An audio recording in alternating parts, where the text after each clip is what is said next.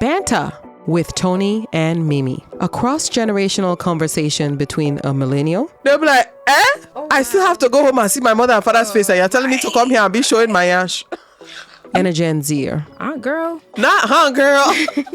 Now, girl. Oh, sorry. Oh, now, girl. Oh, I mean, auntie. She has one more girl left. Join us as it is bound to be exhilarating, exciting, entertaining, and healing.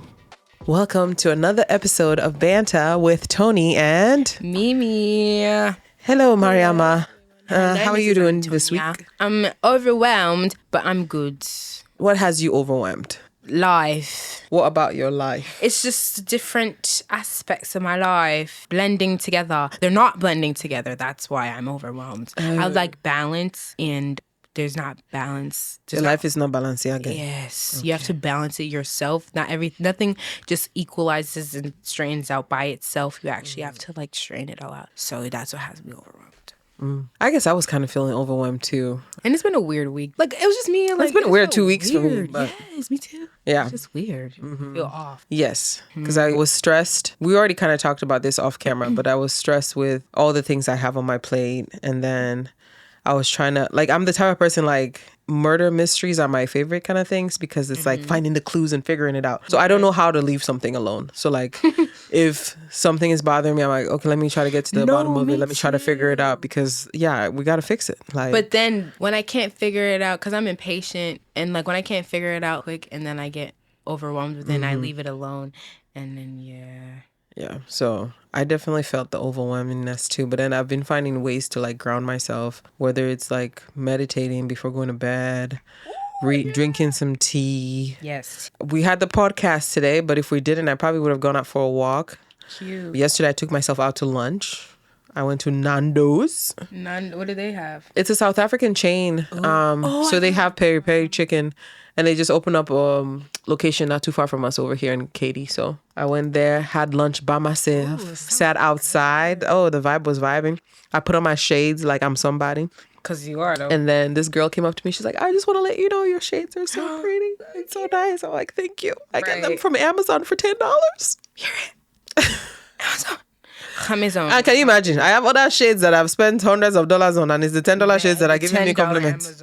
Hey, life. What does that say about life? It says a lot about life, actually. Yeah, it does say everything about life. Everything about life. Yeah, because nobody was complimenting my Versace shades like that. It's one of those little things. I think when I couldn't really truly afford any designers, I always felt like that was a way for me to dibble and dabble. So I can get a pair of shades, for a couple $100, or I can get their beauty items for I can get me a little YSL lip gloss or, because I couldn't actually afford YSL. Actually, I still don't have any. Well, no. Yes, you do. I do have YSL, don't I? I don't remember now. Oh, yes, I do. No, I have Balenciaga. I don't have YSL. Balenciaga. Yeah. I want the Lulu bag by YSL. That's on my list. I thought you were talking about Lululemon. I was scared. I do have a Lululemon bag, but I was like, huh? Why she want a Lululemon bag? Hello? I thought you were a designer girl. The little teddy bear one that I have, the crossbody pocket one. When I want to wear my sporty outfits, that's not a designer, the belt bag. So I don't know. I know. I love fashion too much. No, me too, but I just don't know all that. I like Diesel. Oh, they're still alive? Yes. They're actually cute. Diesel. And, do they rebrand themselves in some way? They're still making jeans? Yes, but they make skirts now. There's this one mini skirt, heavy on the mini skirt. Oh, Lord. Yeah. But it's the belt is a big The belt is bigger than the actual skirt. Yeah. Yeah. That's an old look from the 90s. That reminds me of Christina Aguilera. She used to dress like that. Yes. So pop culture. Pop culture. So this week, long-awaited Tyler Perry movie Mea Culpa came out. And I watched it on the Friday when it came out because it was my weekend to work. So I just watched it before I went to work. And okay, so I've watched a lot of Tyler Perry movies. So I feel like it followed because, he writes, he directs, he does, we talked about on episode 1 or something, he does all the jobs. So it followed. Yeah. It followed really typically if you're not familiar with his work, then you might be thrown off by Mea Culpa. If this is your first introduction to him and how he does his work, you probably will be thrown off. But I've watched The Haves and the Have-Nots. Have you ever seen that with Tika Sumpter? No, I have not.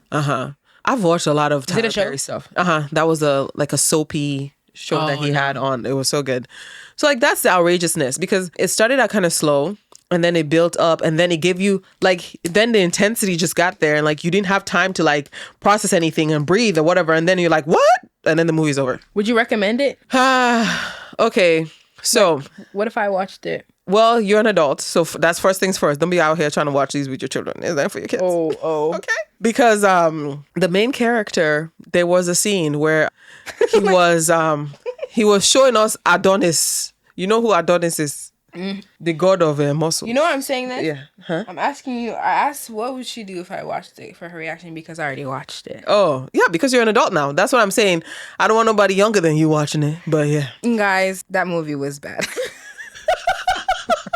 I'm gonna just say it right I didn't finish my analysis yet. Tell you come. So I feel like that's typically what he would like. He knows who to cast. Like one thing about a Tyler Perry movie, TV show, that man don't like to cast nobody that don't look good. So his casting actually follows directly with what he does. And I think sometimes that's part of it. Like he wants the casting.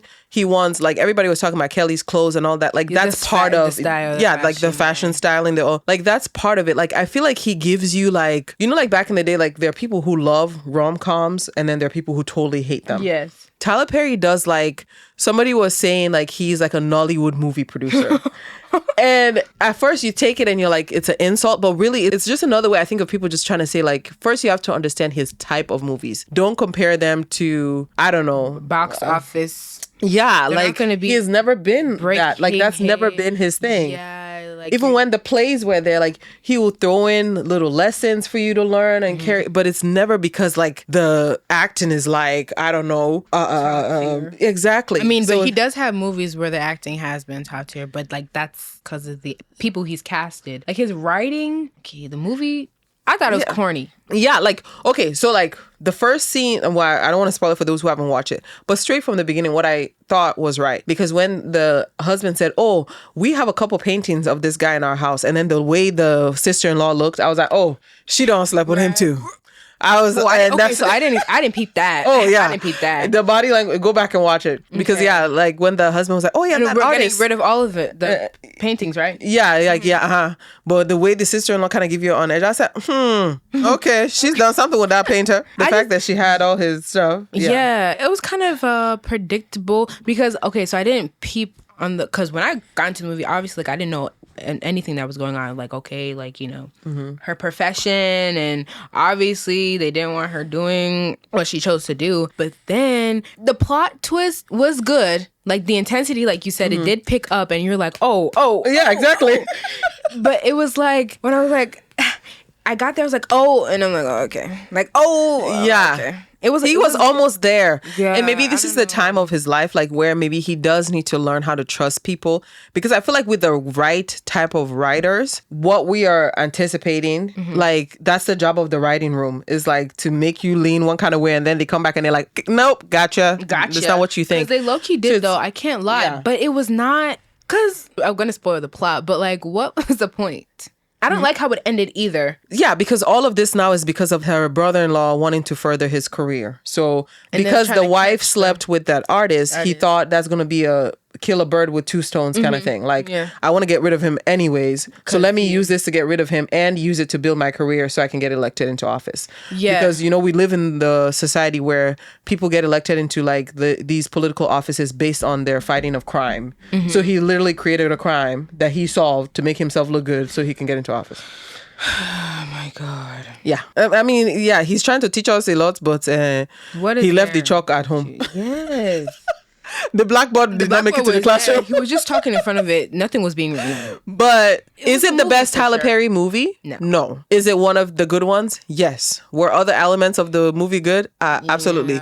The coordination of that painting scene, my goodness. I said, Kelly, your husband. You have a husband. But look, when you're with somebody in this industry, you already know what you... And I think I read an article where she said her husband told her to go for it. So she already got his okay and his blessings. Oh, wow. But I'm like... And then I hate that somebody said Nollywood movie, because a Nollywood movie could never... Could never do that. Can you imagine telling a Nollywood actress to make that kind of scene that they'll be like, I still have to go home and see my mother and father's face, and you're telling me to come here and be showing my ash.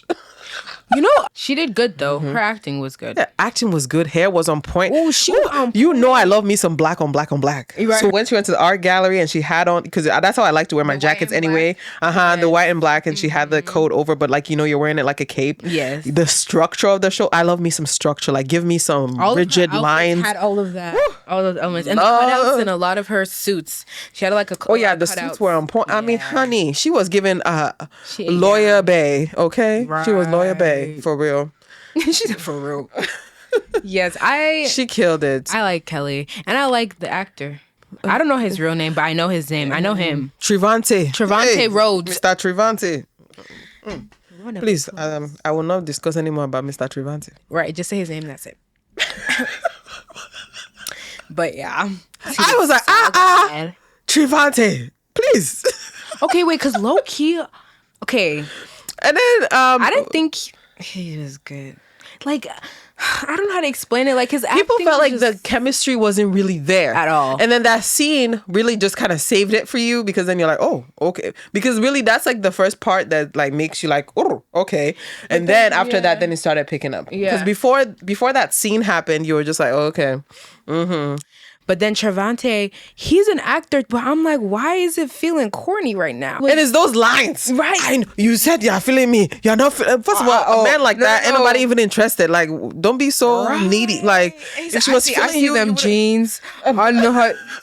I see the lines. Why you? Like, I have this dude, big old ain't jacket. nobody on, gonna be checking for you with these lines. Ain't nobody checking for you. Yeah, and I think that was on the writing part for his character. Yes. Because he. Like, that's the reason why people love 50 Shades of Grey, because the lines and what he would say, it's like, please. Oh, shoot. Exactly. Please. Please. Because I said my right. Yes, Mr. Perry, that's the only thing. With this kind of like sexy drama like that, you needed writers, because also you needed somebody from a woman's perspective who could, because he's writing it by himself and he's saying what he thinks girls want to hear, but that's not what women want. What? But when he says things like that, based on how they set up the movie, right? I thought that was purposeful, because he was painted to be a psychopath. So when he was saying those things, yes, they were like, but I thought it was purposeful. Thank you, Tyler, though. Yes, we will always, I mean, I don't care. The next movie he has, I will be watching it too. So yeah, we will always watch. And at the end of the day, that's all he should care about, is the fact that we'll always support and consume. And yeah, we're going to have, our reactions, our criticisms or whatever. But look, it was the #1 movie on Netflix this weekend. So, hey. That's all that matters, sir. Collect your check. Okay. So what's your pop culture? Mine. You said you were going to talk about Normani. Oh, Normani. So we need to say, I'm excited. You are actually? When I saw it, because I've been a Normani ride or die fan since Fifth Harmony. So when I saw that she posted it, because I actually have her post notifications on, so whatever. Because this girl do not post. Why I wake up, the exact scene, I was walking to the kitchen to get some water. I said, oh my gosh, it's Normani. And then I opened my Instagram up, and then I was like, wow, okay, album drop. I was so happy. I was like, that's my girl. But we still don't have a date, because everything I'm looking at, it just says 24, but like the dates keep changing. So yeah. And what also, they say like, delay her does career. not meet denial. They should put Normani's face by it. Right. Because we've just been waiting. We ready. We ready, honey. So drop that album. We'll play it all of 2024, and you will get your Grammy next year. Okay? I'm calling into existence for you in Jesus' name. Amen. And everything you have been through will be worth it. We here. And I just love all the support. Like when I saw everybody's like, come on then. She was trending it's #1. Time. Yeah, it's like, yes. So today, what are we going to talk about? Today we're going to be bantering and yapping about family. La familia. And just like the essence and like, what does family mean to you? And we were brainstorming this topic, and then my beautiful auntie, she brought up the concept of, how, especially in our generation, we consider people like our friends or, just people close to us in our lives that are not exactly blood as our family. So we take our close friends and the people who have been there in our lives and people we know, and we bring them in as our family, and then we bring them close to our heart. So they're like what did you say was the phrase you said? You always say your chosen family. You have your family. blood family, the ones you're related to, and then you have the family that you choose. Your chosen And that's like, your best friends, your tribe. And so, I'm going to start with a question. What does family mean to you? It's evolved. When I was younger, it literally just meant the people that were attached to me by blood. So it was, my 12 cousins, 9 removed, your family, you know, everybody that I shared any kind of connection with, I'll consider family. And then as I got older, it became like the people who could see me for truly who I am and accept all parts of me. And so sometimes, you know, the people who are connected to us by blood, they don't necessarily get to see us because, you know, they've been there with us maybe through all phases of who we are. And they really feel like, oh, I know who you are as a person, or they're holding on to a version of you from like when you were younger or something. Mm-hmm. So when you talk about like the friends, they get to see the part of you that, you know, evolved. That, exactly. So for me, it's like, it's love, right? Unconditional love. Mm-hmm. Loving me truly for who I am, my good, my bad, the ins and outs, all of it. It's support. Like when I see people that I feel like have that, I'm just like, ooh, you don't need friends, you know, because you have a good support with your family. Like you're not searching really for anything. Like it's good for you to have some good friends, but you don't need them. People can say whatever they want about the Kardashians, but that's one thing I'll never take away from them is that they have this sense of family that's so strong. And when you look at everything that they've all experienced throughout their lives, really, I think that bond probably has helped them many, many times, time and time again, overcome a lot. Because what need do you have for friends? Like you're going to have friends. I'm sure they have lots and lots and lots of friends, but the people that you can really count on that's going to show up there for you, it's always going to be your family. But it's a lot of unspokenness and it's a lot of acceptance. Mm-hmm. Acceptance is a good one. Mm-hmm. I would say I would agree with a lot of things that you just said. When I was little, yeah, my family was just, you know, my mom, my grandparents, mm-hmm. my auntie, my uncle, all my cousins. And, you know, they're my blood and, you know, we would always see them. And just the unspoken, like the unconditional love, like you just, you're with them or you look at them, or you could be any version of yourself around them and you know that they'll mm-hmm. love you because they're your family. And then it's also like when it doesn't even feel like because they're obligated to, it's just like there's a love there. Like I look at you and you look at me back and it's just, I love you. But like when I got older, like as I am now, I feel like the chosen family aspect is definitely obviously peered more into my life. But like with me, like I love my friends to death. When I say that, I take it like I mean it because I always say this like to my friends, like all my close friends or all my friends that I can even consider like best friends, I've known them for like 5-6+ years. Mm-hmm. So it was like since we were younger. And to even get to that point, and even now, like with new people I met in my life that I, you know, value, it's like I just need to know someone for so long or see the different parts of them mm-hmm. or have them see different parts of me before I consider it to be, you know, like solidified. Oh, wow, these are my people. Mm-hmm. So family is just unconditional love. Yeah. Like your tribe, like you said.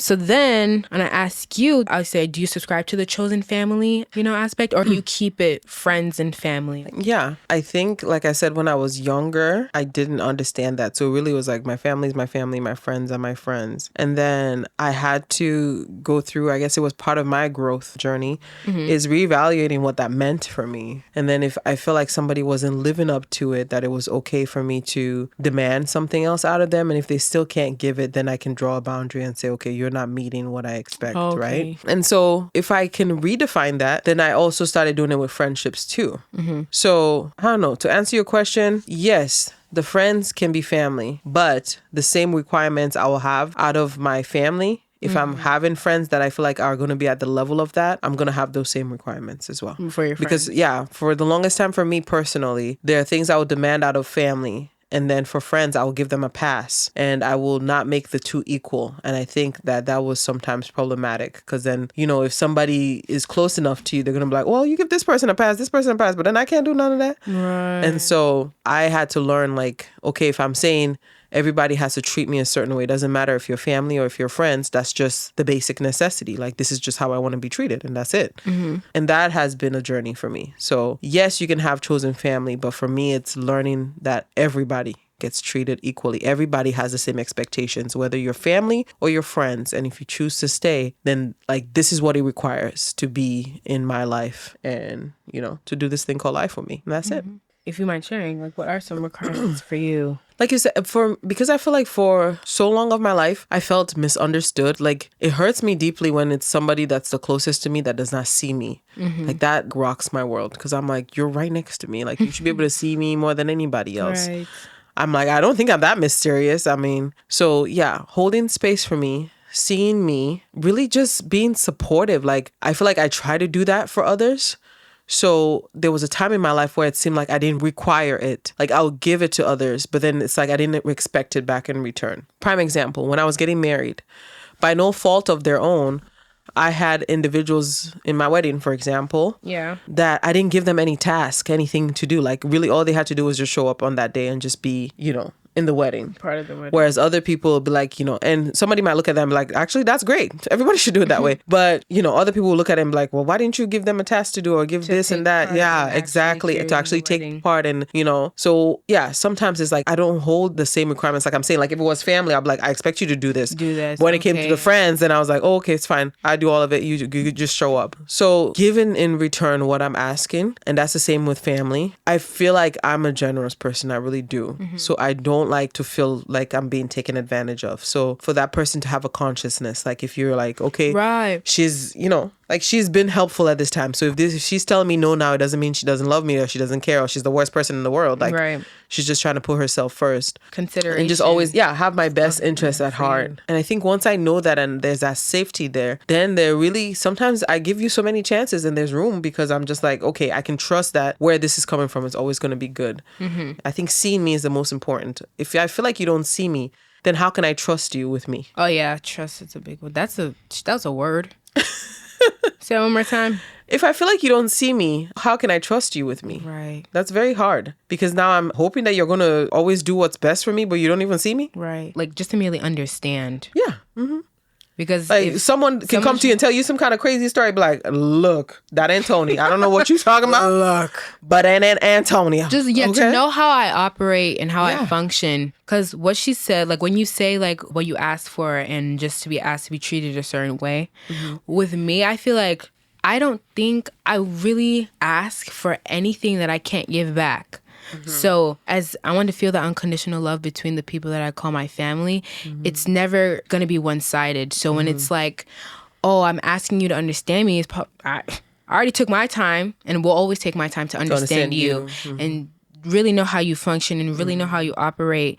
And at the end, it's not to like, oh, just to say, oh, I know how this girl did it. It's because it's like how I express and show my love and how thoughtful I am to even like take my time to understand how you work and how you operate, what you would not want me to say, what you would want me to say. And yes, in the process outside of even family too, especially like watching a kid grow up in a family, it's just like they're not a baby anymore. Like I'm not 6-year-old Mimi that my aunt knows. So when I moved down here, obviously she had to learn some new stuff about me. It's like, and so it was taking that time to now understand my older niece. And also I haven't seen her in a long time to understand my auntie. And then even in that time that we took to understand each other, we see how similar we are. So it's just like, it just brings you closer.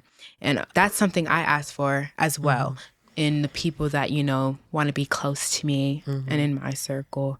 Yeah. But I subscribe to the... See me. Don't just see what you think I am or use me for what you think I can do for you or like truly see me. Like, those people that catch you off guard, that they're paying attention to you and maybe nobody else notices and they're like, is everything all right? Are you okay?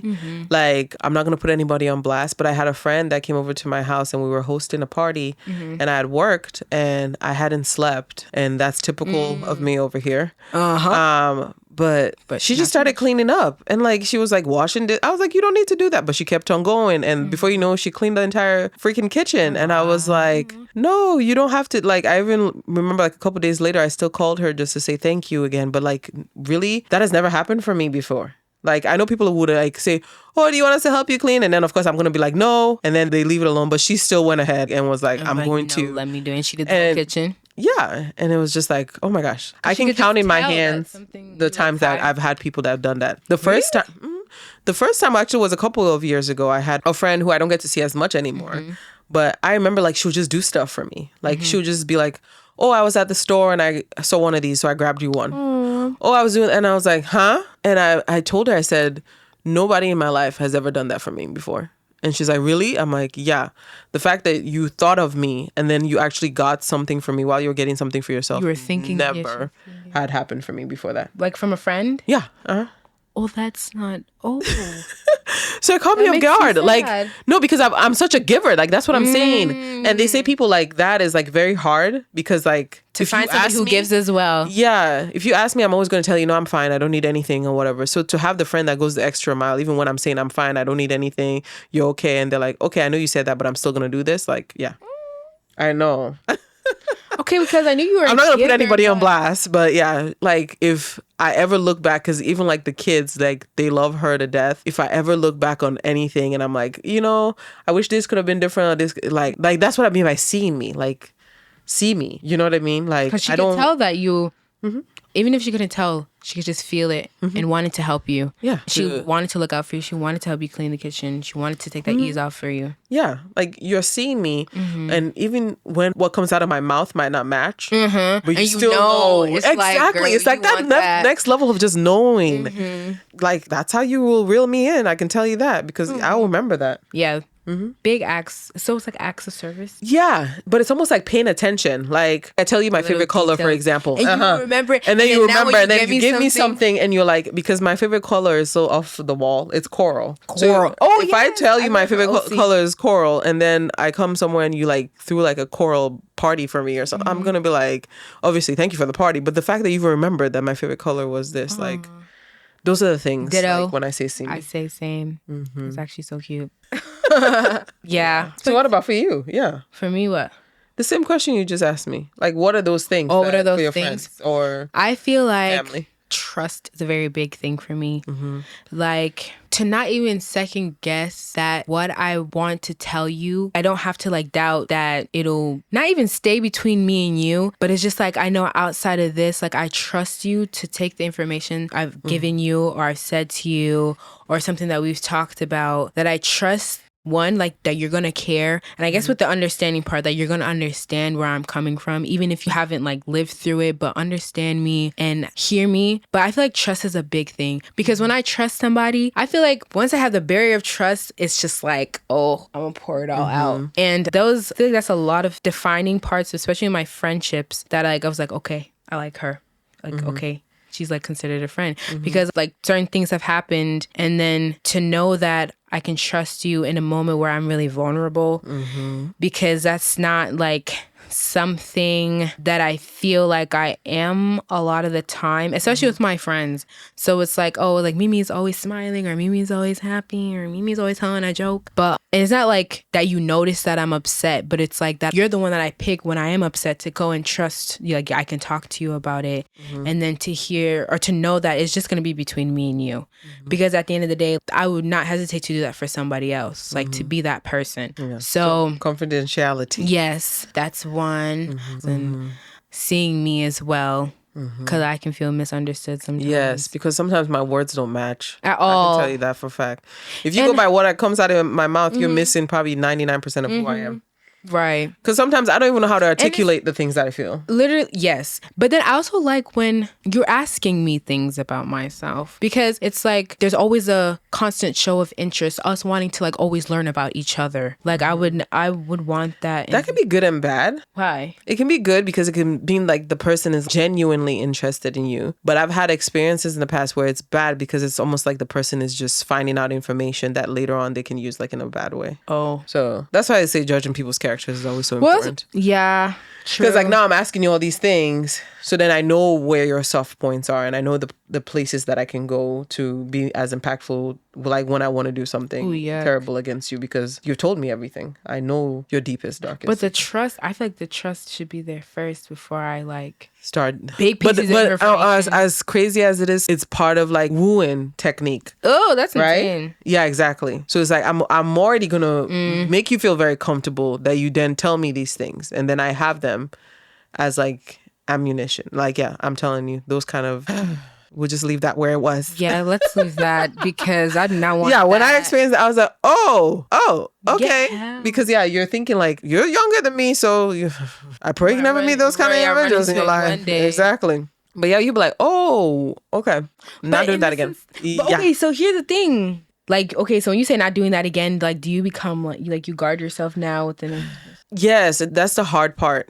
Because like I said before, even with you, like as you came closer to me, there are things that I've done that has been very natural and it's like blown up in my face. So I find myself when I'm trying to do those things with you, like my nervous system is like, girl, no, Really? no. And then I have to tell myself, I'm like, she's different. She's already shown me that she's different. She's not going to act like this person. She's not going to do this or that. So it's like calming myself down, like, okay, it's all right. Like, she's Mimi. And I constantly have to tell, and that's how I know some of those things have traumatized me, because I'm just like, I'm just like willy-nilly going along, and then like something will happen. I'm like, no. And then it's like, no, she's not going to do that. She's not going to be like that. Like, so it's like reteaching yourself. So that's how you know too. You're like, oh, OMG. When you get triggered, because like, yeah, I guess in some ways, you 'cause say you get- it's triggering, Now and that then you the have to like person talk triggered yourself you, through it now, and that's why I'm saying like my therapy has been really good, because I literally like with some situations I'm not gonna divulge.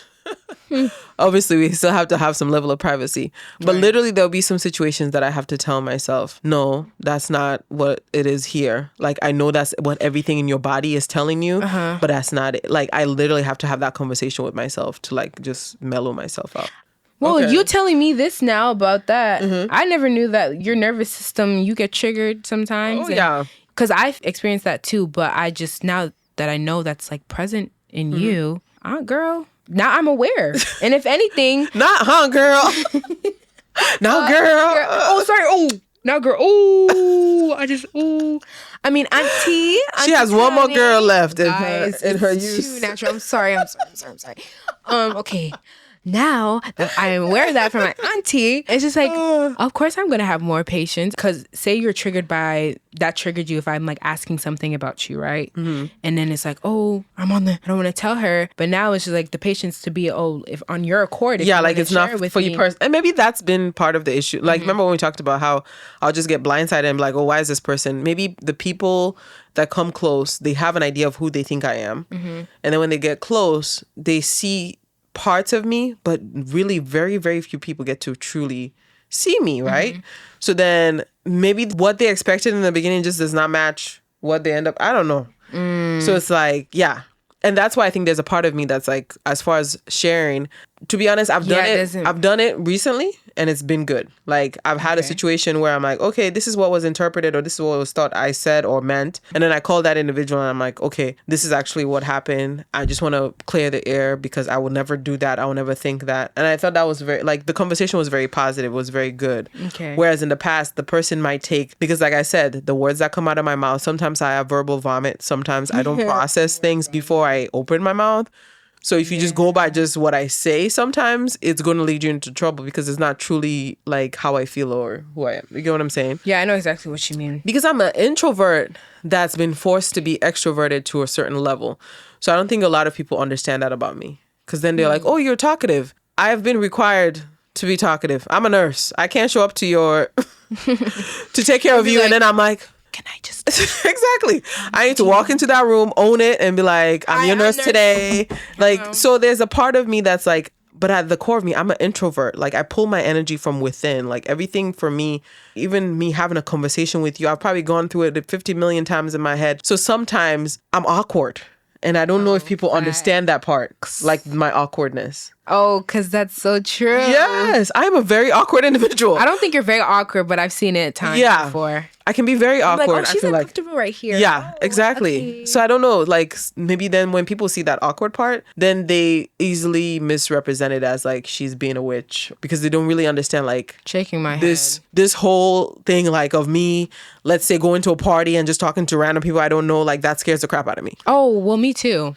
But can I eventually make a conversation? Yes. Yeah. Oh, but when I enter the party, am I going to have a smile and I'm like lively and I might have a spirit that attract people to me? Yes. But it doesn't mean I'm still not nervous as hell. Okay, wait, because the more you talk, the more you sound like me. So I'm just going to tell you, can you stop trying to be like me? Thank you. Oh, really? It'll be so really you came to this world after I did, but I'm trying to be like you. Oh, right. well, yes. Okay. Yeah. All right. Yeah. But I don't think I'm naturally introverted. Oh. Do you think? You do your own soothing. Like the people that I feel like are extroverted, I always tell Uncle this because me and him are opposites. Mm-hmm. Like your rejuvenation is coming from others. Yeah. And for me, it's the opposite. So like if me and him are having like a hard time, I'm like, I want silence. I want to be with myself. Like I want to take a nice bath. Like I That's how you literally rejuvenate? want to do things by myself. And for somebody like him, it's torture because then it's like, why aren't you talking to me? Why aren't we talking about this? Why aren't we like, because I mean, he needs, and then I'm like, I can't give because he needs the interaction. Yes. You need the alone time. Yeah. He needs the energy coming from me. And I'm like, no. But your energy is being pulled from taking a break from it. Exactly. And I need to like rejuvenate myself. Oh, I'm both. Like I pull my energy from like being Others. around people, but also I need that. I need to Yeah. be by myself a little bit.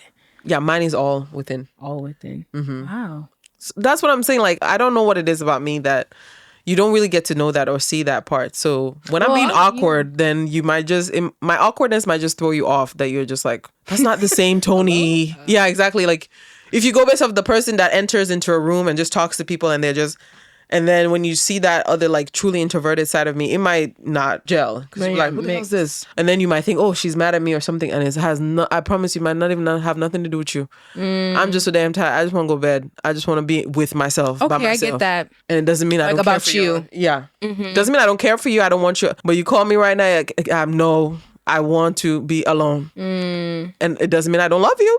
But I want to be alone. Leave me alone right now. Love you. Leave me alone. Love you. Yes. Leave me alone. Like, give me silence. Love you. All right. Let me be. Love you. Oh, wow. I see. And I like things like this. Like learning. These kind of conversations. Yes. Yeah. Because it's important. And I guess to tie back to the family part, that's really what I mean by see me. Like when you get to know me and you know the intricacies and you're like, okay, my auntie can get up there and she can give a speech. Oh, no, but I know deep within her, like she's nervous as heck. wants to get She's over here like, yeah. But you just wants to love go the to the fact that back. everybody's seeing like, oh, she's giving a speech or maybe she made a joke and everybody's laughing. But like within her, I know that thing was like, Hot. you know, yeah. Hot. Like that's what I mean by see me. Like seeing that side that nobody gets to. Yeah. I don't really show. I keep that for me, like reserved. I'm telling, and then that's what's crazy because like with like trying to grow on social media and all these things, people always tell you like you want to put those things out Like, there. no. Because that's how you get connection with people. But for me, my entire nervous system is like going off. Like, what do you mean? No, why? That. It's like, but it's that idea like, okay, let's say now, like on my TikTok, I have a lot of home decor stuff or whatever. The way my brain works, it's like you're going to connect with me because you like the home decor.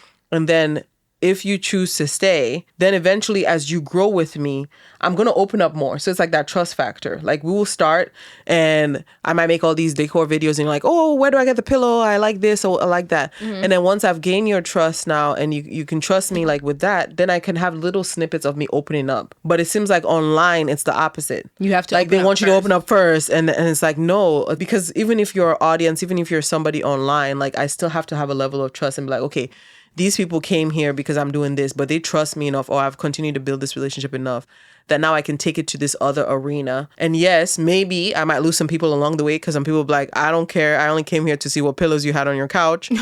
But So I can put them in my exactly. But there might be those ride or dies that are like, because I trust you with how you decorate, if you're also telling me these things about life that you have learned or, you know, you're sharing this and that, I can also trust that too because I know that you Like have, you- yeah, as a like person. you've already been established. Like that's just my thinking. Oh, wow. And I wish there was room for that to excel or there was examples that we can see online of people being that as have successful. being like that. successful. Yeah. Because I think there exactly are that way. people like that, but they're obviously not as successful as people like with the Risa Tisa story. Yeah, like I don't need to come in with a big bang and be like, oh my gosh, you need to know what happened. Like I'm gonna get there, but I'm working my way there. Right. I don't know. Right. I don't know. I have no answers. Like that part definitely is mysterious still to me. The internet is Because as we're like trying to market and grow our podcast, I'm like, okay, Mea Mimi, we can do this video, we can do this, or we can do that.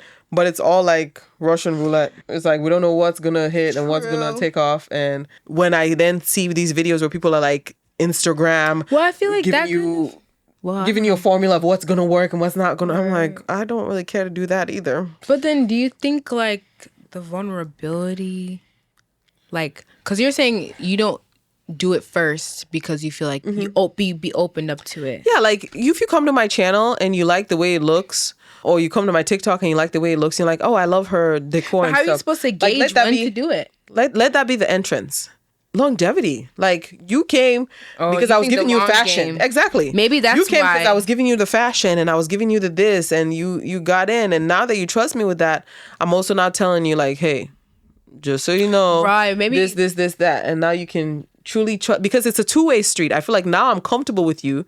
Because I know that you're not just fleeting. Like you didn't just come because I posted one video that went viral, and now you are you're on my feed. That's like the thing. Yeah. Because with social media, that's how like the people who get big. It's like they're not thinking the long game. Like they're not willing to put in like the, actual mental effort to play the long game and actually open up to their audience. Just as like, oh, whatever I need to do right now to say it right now for like a temporary period to get a viral video or whatever. Because at the end of the day, it's a hit and not everybody gets off like that. Not everybody has a viral video. So it's a hit or miss, really.